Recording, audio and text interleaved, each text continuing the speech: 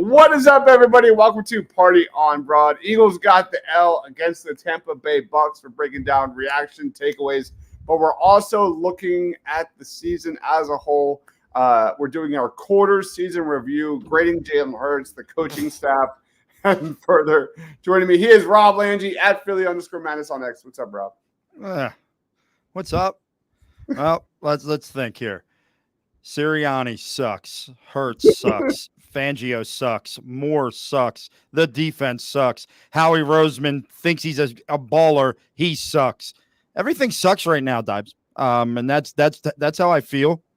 And we're gonna get into it here today because I feel like a sucker for falling for it again. Is what I feel like right now. Yep. Also joining us, he is the Ryan Reese of Philly Sports Alliance. Go give him a shout out on X at Philly Sports PSA. What's up, Ryan? Oh man, what an evening we're gonna have here. Breaking it all down. It's been about 2 months since Rob and I have Really? together. Mostly because he's been ducking me for his Devin White takes. I was dying. Okay, I was dying. Dying off the picks. I get it. When you die on a hill, you die in real life. All I know is the defense sucks, and guess who's not playing? I don't know. Maybe you want to put him in the lineup, shove him in there, see what happens. What else could go wrong? What else could go wrong? 16 missed tackles. Yeah. Holy. And Avonte Maddox cannot get on the field again. He does not belong on the field anymore. When he dove at Chris Godwin and came up 5 feet to the left of him, I was Cooper DeJean after the bye week. Just play him now. Who the hell cares? Just play him. I can't watch that anymore. Amen. Sorry. Absolutely agree. Let's get into our top takeaway from the Eagles' loss against the Tampa Bay Bucks. I mean, there's a lot of takes. Throw it to you, Rob, first. Lead us off, man. They are an abomination. They are no better than the team who ended the year last year. Jalen Hurts is now starting to prove that 2022 was the anomaly, and this is who he is. He makes bad decision after bad decision. He holds the ball too long. Now he's a turnover machine. He fumbles the ball excessively. Why did that fumble happen at the 19-yard line? Because he held the ball too damn long instead of getting on the move. Nick Sirianni has no power and just looks like a lost puppy dog on the sideline. Vic Fangio's scheme sucks. Okay, it sucks. I don't care. If your defensive line can't get home, you have to get your head out of your ass and blitz somebody every now and again. The scheme is terrible. Kellen Moore's genius sucks. He's no different. How does Saquon Barkley in a game where there's no Devontae Smith, there's no A.J. Brown, there's no Lane Johnson, in the first 2 series of the game where you find yourself down 14-0, Saquon touches the ball twice?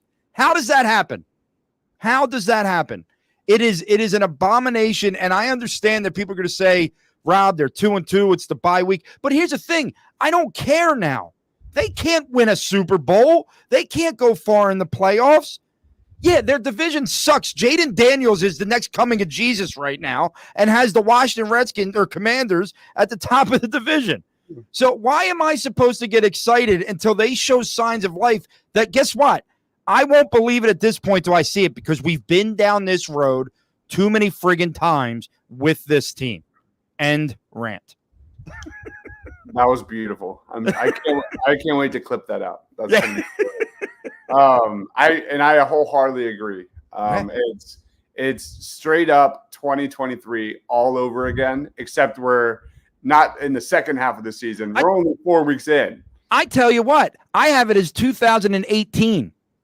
I think that this Jalen Hurts' career path is following super scarily to one Carson Wentz. Has the one big year, and then it's just regression. So I'm frightened. Yep. What about you, Ryan? Top takeaway. Well, my top takeaway is that I didn't know that after a hurricane comes through a town that it can get so hot so quickly. That was really what I took away from that. That was it. The whole day. Nothing really else happened. Yeah. It was a football game. And there was a football game. It lasted about 35 seconds. It did. Yeah, no, I think. Well, unfortunately, I really don't have anything to take away because Rob took everything away. Sorry. It's okay. Listen, I feel like we haven't been on air in forever, so I know. together, and again, I missed you, buddy. But save some for the common folk over here. Yeah, listen, the game plan not great, the execution not great. The old players are getting old rapidly. The younger players, some of them look all right, but some of them need to get on the field. The coordinators, not as great as we thought. Head coach, yeah, he's not getting fired, but keep talking. Jalen Hurts, you know what? I'll say this. This is what my take is. Can we please, as a Philadelphia Eagles society, not do what we did to Carson Wentz to Jalen Hurts? Can we just listen? I know, wild idea here. Hear me out. Can we just maybe flip the script as far as what we normally do, and instead of harping on every little decision that he makes and every this, that, and the other, can we maybe, I don't know, kind of trade Turner ovation him in a bit? No. Instead of No. bashing this kid down to a morsel, can we maybe lift him up a little bit? And I'm not saying he's not without his blame, his fault. He does need to do better, but I feel like as an NFL quarterback, there are about 100 different variants of things that go into whether or not a single play, a single quarter, a single game can be successful. And it's not just all on him. It has something to do with the coaches. It has something to do with the game plan. It has something to do with the fact that he was being pressured all day. And I just think, listen, we call a spade, and maybe let's not harp on it. Maybe let's try to lift him up a little bit and see what that happens. Because what has that gotten us? What has that gotten us doing this to every single person that comes through the Philadelphia Eagles organization? It's gotten us jack shit. He still can't get past the first option in his progression. It's a disgrace. It's a disgrace. And I tell you what, his act, not his act, but his demeanor, his press conferences, and his saying something without actually saying it is getting real old real quick now. God, now we care about what the hell the man says. Who cares? I do. Who cares how he says it? How about for once you actually answer a goddamn question? How about one time? Listen, every single coach talks this way. Most players talk the same way. It's only the idiot players that go out and speak out their ass and say some stupid things. That's what you want to hear, isn't it, Rob? No, incorrect. But I don't want to hear when someone asks you pinpoint, they ask you about your coach. I don't want to hear some read between the lines answer. If anything, do the coach speak. The coach speak is, that's my coach and I love him. He can't even do that. Instead, he wants to make us now sit here for 2 weeks and listen to every bumbling idiot call up on a radio station and tell me what it means. There we go. Secondly, what you're saying is the radio station and the media drive exactly how you think. Is that what you're saying? I'm tired of Nick Sirianni. We got to figure out what drills to run. What are we dealing with, 10-year-olds? What do you mean what drills to run, dude? It's a professional football organization. You're telling me you got to look at your drills? Are you kidding me? It's a freaking comedy hour when anybody in the Eagles organization puts a mic in front of them. By the way, Darius Slay, get off of Twitter, dude.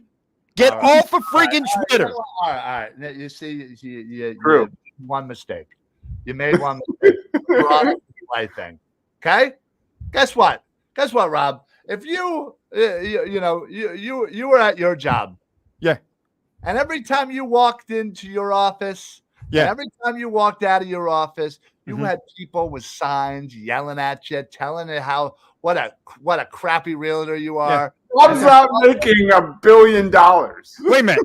Hold on. Let me finish your thought because I have my retort already ready. It does not matter. The fact of the matter is, he is a human being too. And if you Oh got my that shit every single damn day, you're not telling me that you wouldn't react to some similar fashion.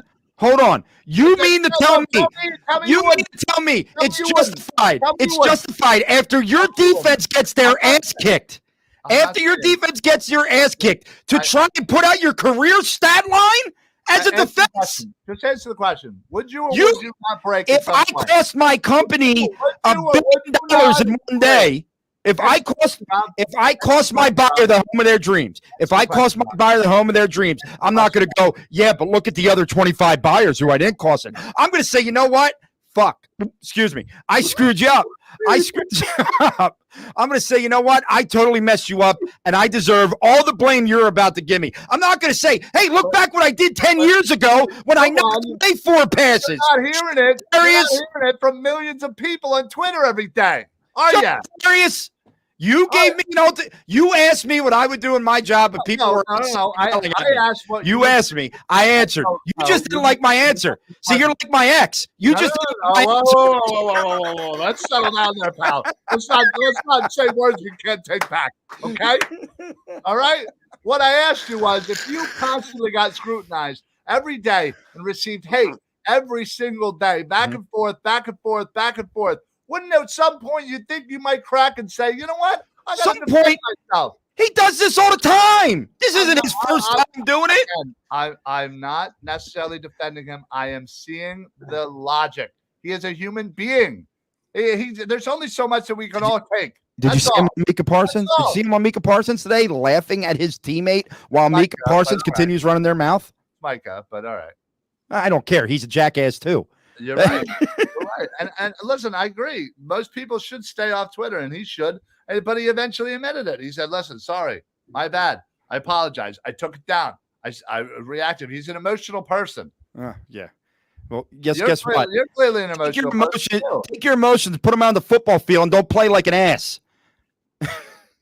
I'm just saying. And by the way, Nick is a human being who needs no empathy, but neither do any of these other idiots. None of them need empathy from us. That's not what we're here for. Okay, I'm done. I love you, Ryan. Listen, I love you too, Rob. Don't ever call me your ex again. I would never call you my ex. No, I said you were acting like that. Oh, That's a different story. I have a feeling she's heard that one too. Well, that would be the reason. I don't even know where to go. There's nowhere to go. Perfect. I think we pretty much nailed it. Let's have a good night, everybody. That wraps it up tonight. Let's get to our next segment, the top storyline for the Eagles heading into the bye week. I'll lead us off. It's got to be the pass rush. I mean, or lack thereof. I mean, Bryce Huff, Nolan Smith, 1 pressure and 40 pass rushing snaps against the Bucs. Like Rob said, it's a straight up abomination right now. Given the status of that Bucs O-line, which was really bad as well, they've got major issues. So we were on Birds of the Roundtable right before going into this one. Ryan already touched on it. I want to see more Jalen Hunt moving forward. But for me, the top storyline is, I mean, there's 1,000 of them. But if the Eagles aren't going to get any pass rush, it's going to be a long season. Bryce Huff it's definitely in the argument, but I'm going to go on the limb and say it is Howie Roseman's worst signing. It could be. I know what people are going to say, but remember, Byron Maxwell was not Howie. That was a Chip Kelly move. Okay. But even so, Nnamdi Asomugha, even so, Bryce Huff is because not only did you sign Bryce Huff, but you got rid of a double-digit sack guy, and I know that he wasn't playing for that contract, but guess what? You should have just given him the damn money. I guarantee you would have had better success from Hassan Reddick than we've got from Bryce Huff in the first 4 games of this season. Yep. Laffy says Jalen Hunt needs snaps or we need to trade for Khalil Mack. God damn, what are we getting older? Fully agree about Jalen Hunt. Seriously, barely saw Nolan Smith yesterday. Sixers, Phillies, and Flyers need to save our Matt Vay-mania, baby. Matt Vay-mania. Danny Watkins, DeMarco Murray, just throwing out. DeMarco Murray was Chip Kelly, and Danny Watkins was an Andy Reid draft pick. I meant free agent signing. Yeah. Ryan, what's your top storyline? Oh man, there's so many, but honestly, heading into the bye is health. Obviously the pass rush, as you said, is a very important thing, but our health needs to be a priority. There was no shot in hell that we were going to win. One, our record, as we all know, without Lane Johnson is abysmal. But then you add in the fact that we are missing our top two wide receivers. And then you add in the fact that you game plan to put even more pressure onto Jalen Hurts instead of maybe utilizing, I don't know, the best running back in the league right now. Apparently we didn't want to do that. So health has to be the priority. We need Lane out there, Smitty, AJ. We need the band back together. At least the offense can start running smoothly, and we can overcompensate for the shitty defense that we have assembled. Mike says, was Hassan Reddick a locker room problem? I've heard yes and no, so I don't know what to necessarily believe. Rob, what's your storyline? Can this thing even be saved by the bye week? Can we even get it back on track? Now you come out of the bye week, you get some winnable games coming right out of the bye week, right? You get the Browns, who they're pathetic. You get the Giants, who they are pathetic. Before you get into that, before you get into the Ravens and Dallas, who Dallas, even in a win last week, didn't do anything that really impressed me. So can you save this season? Can you get it back on track? Now, history will tell you in the NFL, yes, right? Like teams have done this. They've started. I mean, Kansas City last year, if you remember, through like 6 weeks, people were talking about them missing the playoffs, and they got themselves on a tear. And now this team is not built like Kansas City, but I have serious doubts that this thing could be saved. And then the frustrating thing is, well, what do you do? Obviously, Nick Sirianni's gone. Obviously, coordinators would move on at that point because you're going to get a new head coach who's going to bring his own coordinators in. But then you got to start asking, and we're going to get to this, then you got to start asking, what do you do with Jalen? Because if this is what we're going to get all year, it could be done. It could be done. It could get old real quick. And I'm not saying give up on him yet, Rye. That's not what I'm saying. But my point is, if this is what we see all year, that's now 3 out of 4 years we saw this. At some point, you got to say, Yep. Jonathan says, do the Eagles blitz their corners? That would help quarterback pressure. They do not. They don't blitz anyone. The lack of creativity, the passiveness of Vic Fangio's defense was nauseating yesterday. Just straight nauseating. And then we have another comment. Does it even make sense to invest in the rest of the season? That's why I'm so down. Yeah, I know they didn't have AJ, and I know they didn't have Devontae and Lane Johnson, but it's the way. It's the way they're losing. It's the PTSD of 2023. You can't stop the run. You cannot get to the quarterback. I know they're only 2-2, but it's just the coaching. It's the lack of adjustments. You don't think so, Ryan? No, I listen. I'm not ready to give up on this season. I mean, come on. I mean, we're 2-2, and yeah, you know what? We're one bad play or one Saquon catch away from being 3-1, and yeah, it's not pretty, but listen, the fact of the matter is, each year the beginning of a season is always a slow starter for the Eagles, and I think a lot of it has to do with the fact that we don't play our players in the preseason. And listen, I think some of that has obviously worn off, and hopefully after the bye, it's full steam ahead. But listen, we knew what this team was heading into this year. This defense was going to be a problem, and it's the offense that had to overcome for this defense. And no matter how many dogs you put on camera, does not mean that I'm going to side with you, Rob. Here, I'm sorry. I'm not ready to give up on this season. I'm not ready to give up on Jalen Hurts. I'm not ready to give up on Nick Sirianni. We got to stop the fire Nick talk. All of this we become the problem. When Well, we talk about it nonstop, and you don't think that the players hear this kind of crap, and if you all of a sudden everybody was talking crap on your boss, you wouldn't think differently about him after a little while. Listen, they're not going to fire Nick Sirianni, and I don't think they should fire him in season. I'm with you there. I actually agree with you. I don't see that's not going to do you any good at this point. And look, I will always like the fact that Nick will always try and put the blame on himself. I do like that. I do appreciate that. I just, like that part is okay to me. But when someone asks you, how do you fix the defense? And he says, well, we got to look back and see if we need to come up with new drills. That is just like that's what we said when we coached our high school basketball teams. like what drill can we use to help in our man-to-man defense? You know what I mean? Like that. And it's like, honestly, and I've thought this for a few weeks now, Nick is pressing so bad because he doesn't know what to do. And I put that on upper management. There should have been a better plan laid out to these coaches on what your roles were. And I feel like Nick is pressing so much trying to figure out what his exact role is in this, that he's, going for it when he shouldn't, or running the fake tush push when he shouldn't, and little odds and ends like that. The hope is if what Ryan is saying is true and they could come back from this, is that they all take a deep dive over the next week and look at every single man to their own, looks at themselves and says, what can I do to help make this, and then be able to come together in some sort of a meeting and put it all together. But I have my doubts. I have my doubts. Sure. Yeah. Sorry, Ryan. I think there are massive issues with this team on both sides of the ball.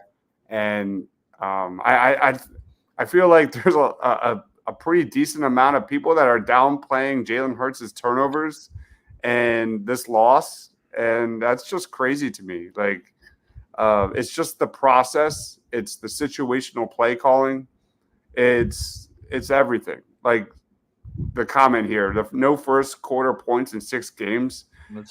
Haven't won the turnover battle in 9 games. I'm pretty sure it's 12. Which is insane. 12 games.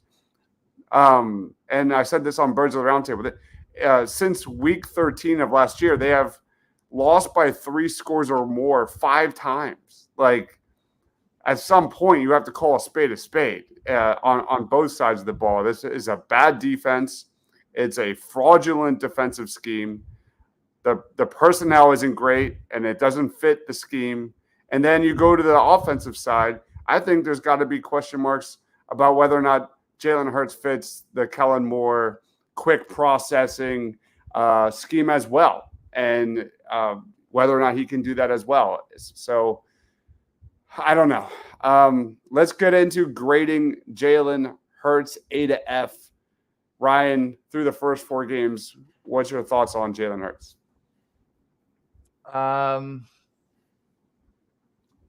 Listen, I'll give him a C+. I don't think he's been as god awful as some people are willing to go. Does he have things to clean up? Absolutely. He's also spent 2 games without AJ Brown, 1 without Smitty. And yeah, I think that has to account for something. And he has made some really good throws. And he's, his performance in the Green Bay game, again, he's part of the reason why we won that game. But I just think he just needs to be smarter with the football, and I think he can improve and get himself up to playing a B+, A- level. What about you, Rob? I'm going to give him a D, and the main reason behind the D is because the turnover issue is like historically bad right now. I'm not going to nitpick every single decision, but his decision making and his inability to know when to get rid of the ball and holding the ball too long has been atrocious through, I'd say, 3 of the 4 games. And look, you're the quarterback. You're the leader. You're the $250 million man or whatever his contract was. I understand the coaching has not been great, and we've all sat here to a man and said that. But, you tell us you've been working hard. You tell us you've been fixing these things. I mean, you carry the ball like a loaf of bread. You're fumbling the ball constantly. It's just not good enough. And through 4 games, and I'm not saying he can't get better, but through 4 games, we've been in terrible positions because of some of his decision making and some of his turnovers. So for that, I can't go higher than a D at this point. Nooms says you can downplay a lot of things, but turnovers can never be glossed over. Can't do it. Won't hear it.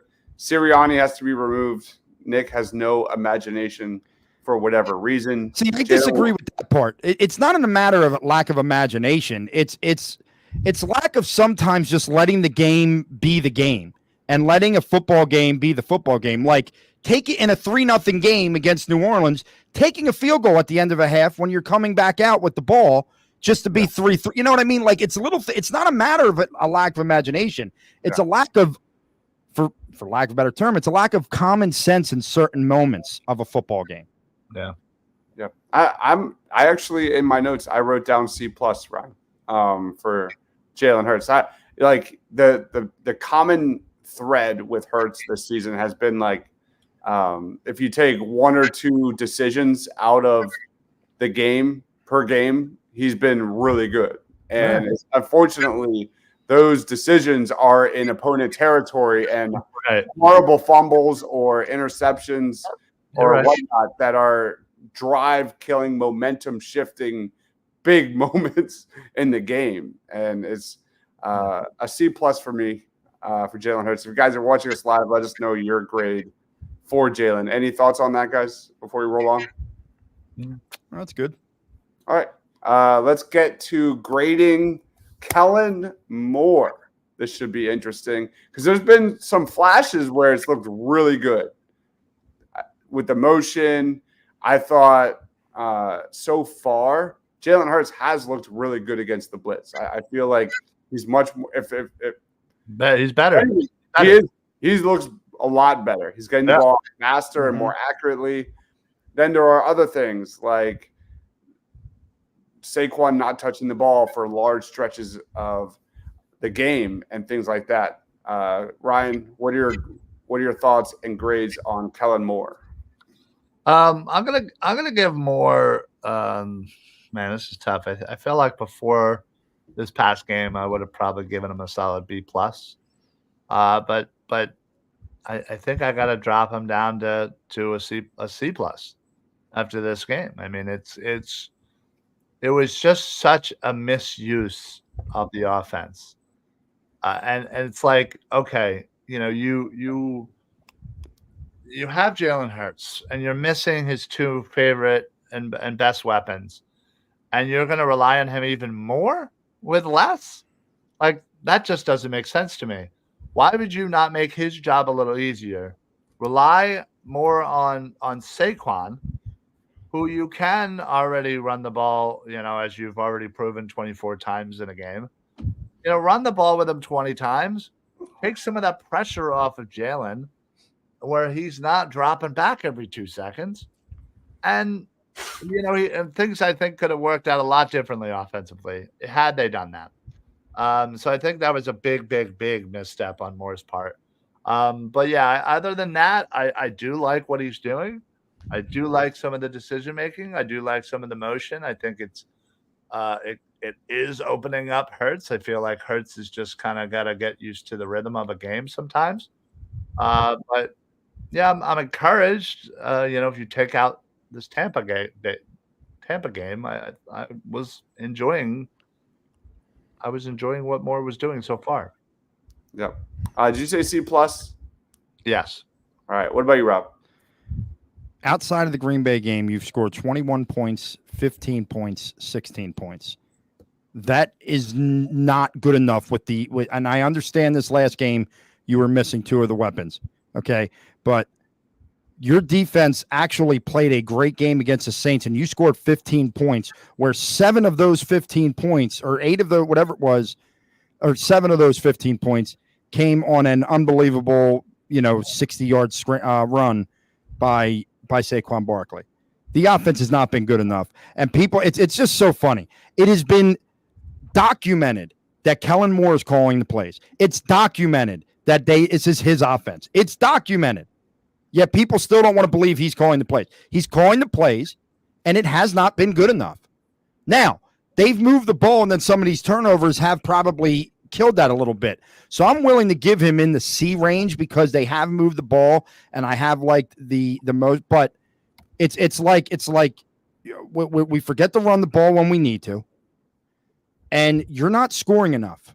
Your red zone offense has been really ugly, really ugly. I feel like they're I don't know what the numbers are, but I can't imagine their red zone offense has been that good.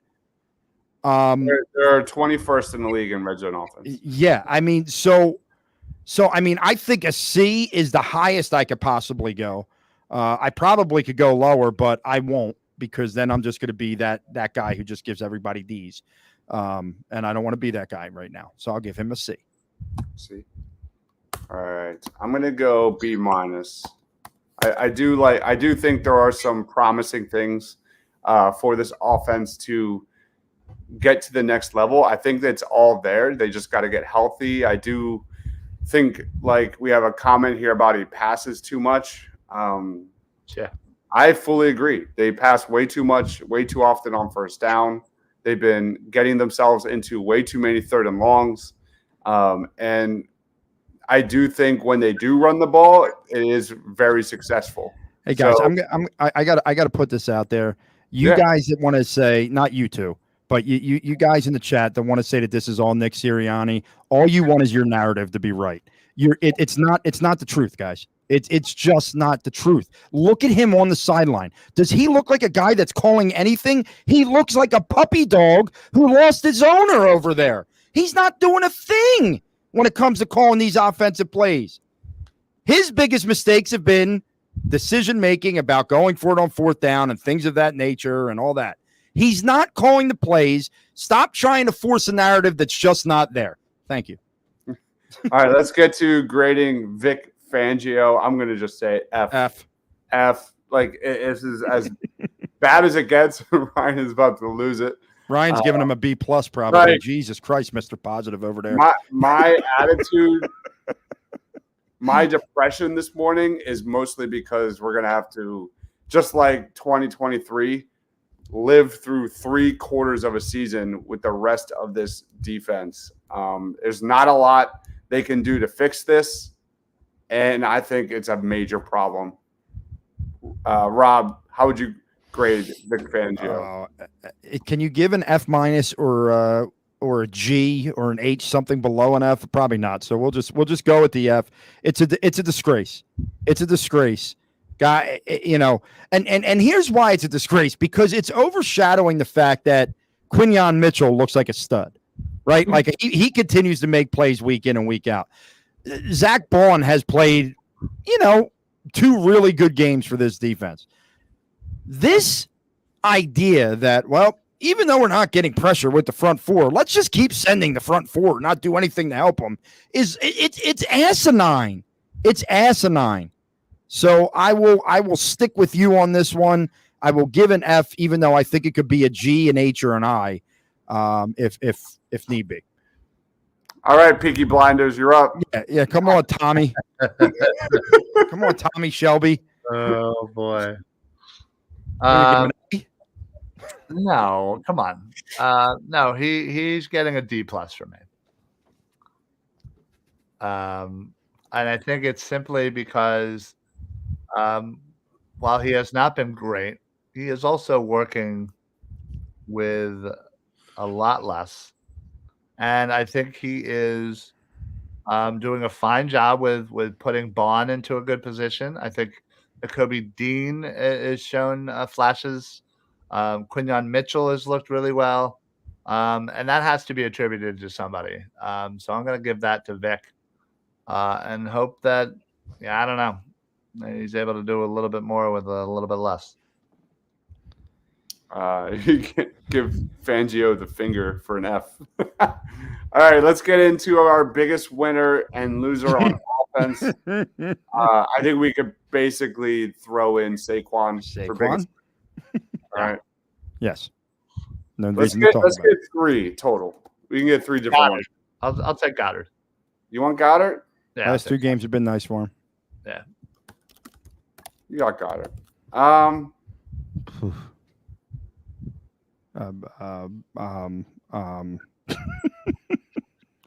Paris Campbell. Grant Calcaterra. No. I don't know. Maybe I think Cam Jurgens has had some nice moments. You know what? You haven't had that.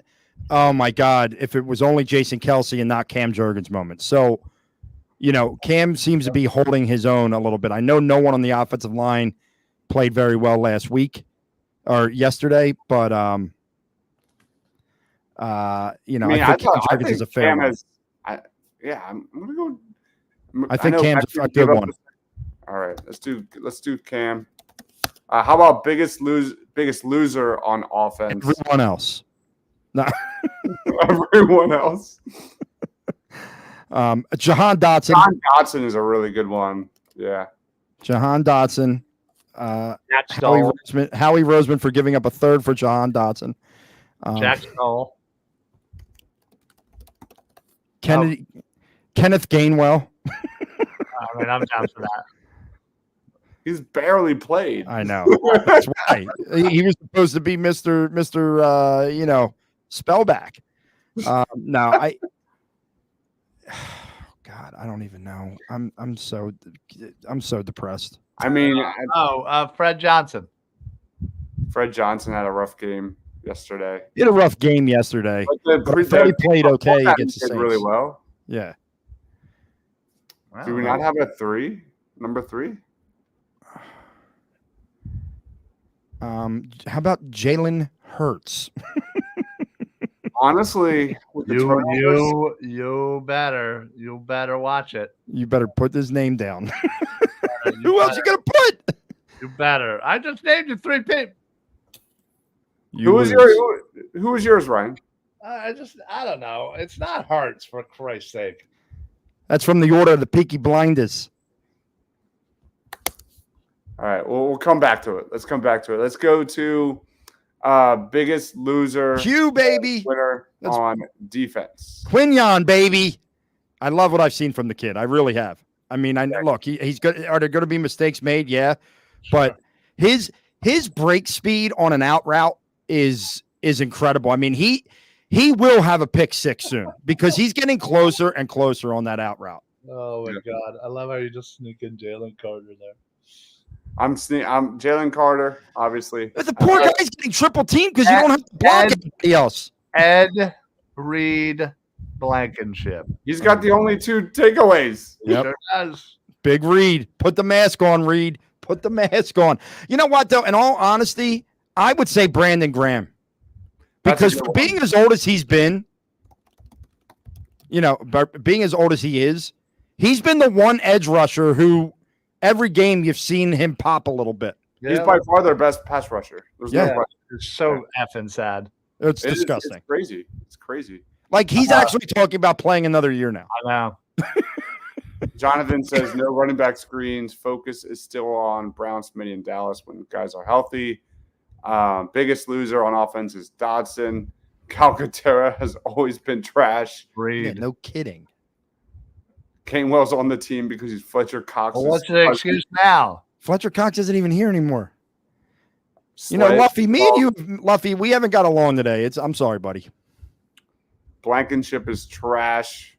What? I think in terms of expectations, somebody peed in Luffy's Cheerios. He's been more negative than me, and I didn't think that was possible today. Let's get to biggest loser on defense. Obviously, Bryce Huff. Oh my God! Can you put Bryce Huff in all 3 spots, please? How about Josh Sweat? I want to do it. CJ Gardner-Johnson, I'm just not in on whatsoever. Maddox. The entire point of CJ Gardner-Johnson is to be a playmaker and get picks, and he's done nothing.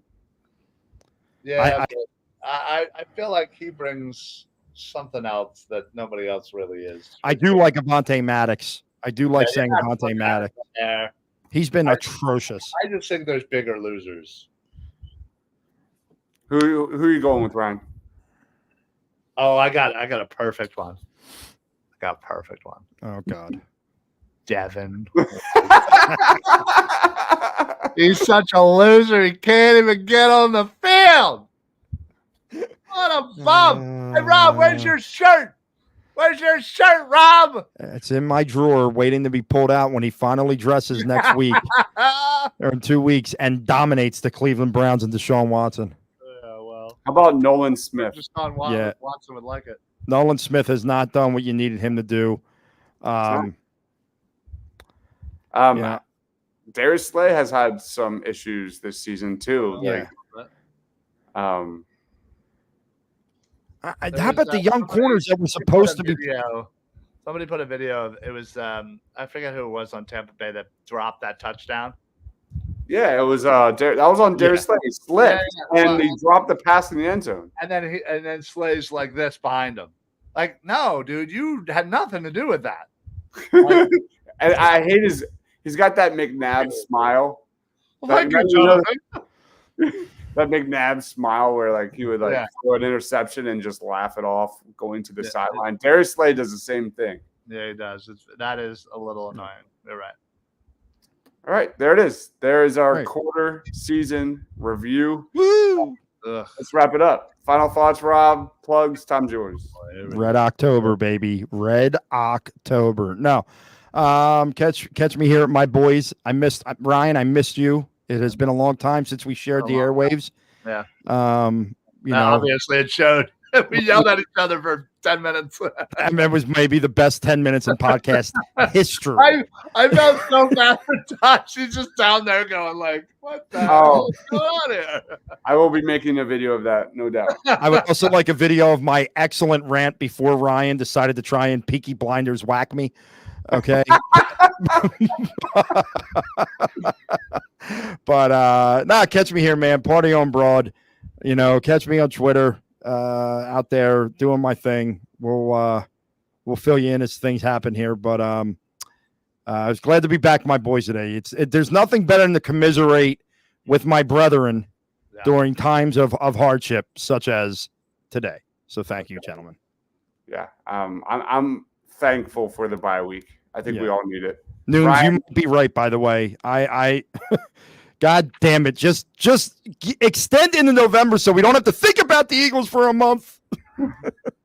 Noom says there are 60 great YouTube shorts out of that 10 minutes. Love it.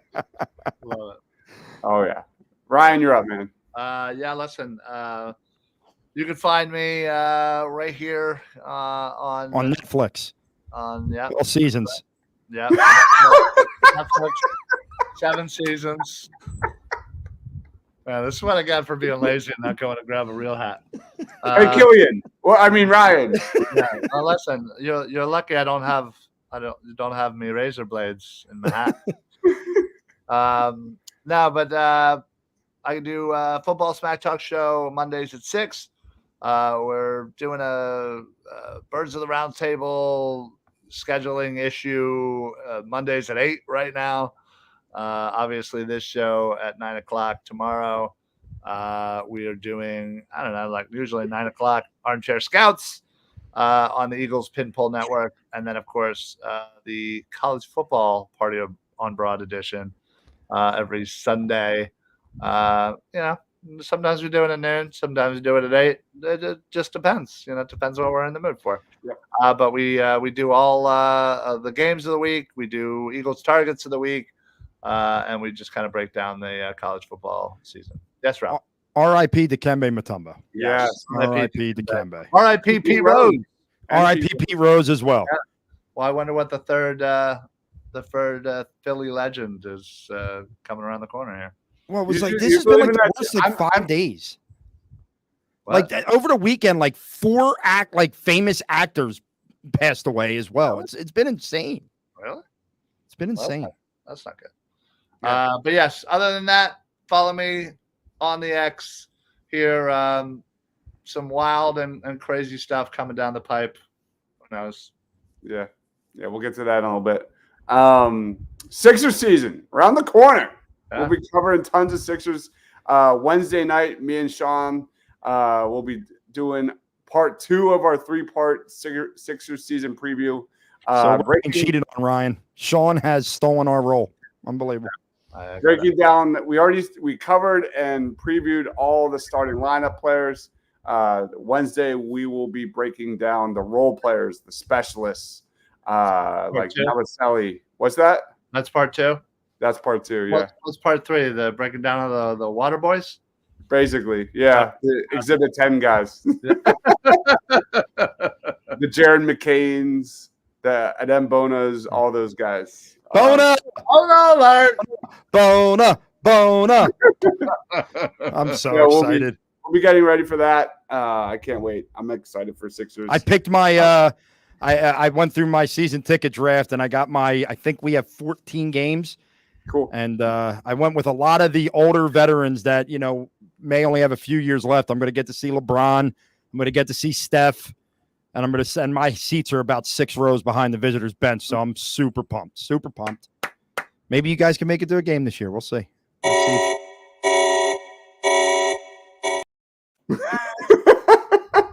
We'll see. We'll see if you make it to a game this year. Whoever did that, you just put yourself in the lead. You're in the lead. All right, guys. Thank you, everyone, for watching. We'll see you on Wednesday night talking Sixers. He is Ryan Reese at Philly Sports PSA. That is Rob at Philly_Menace. I am Dibes. For Ryan, for Rob, for Killian, for Rob, for myself, stay awesome.